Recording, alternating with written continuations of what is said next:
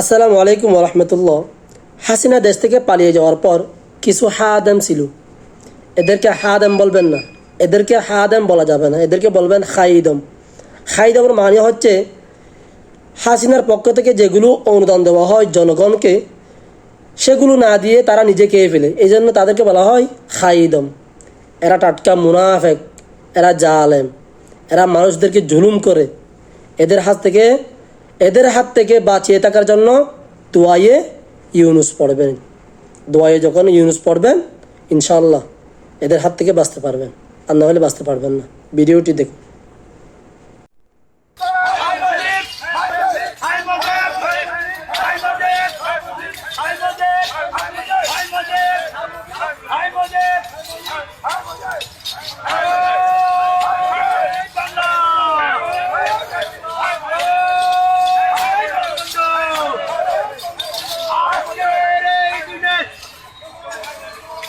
তোমায় মনে পড়ে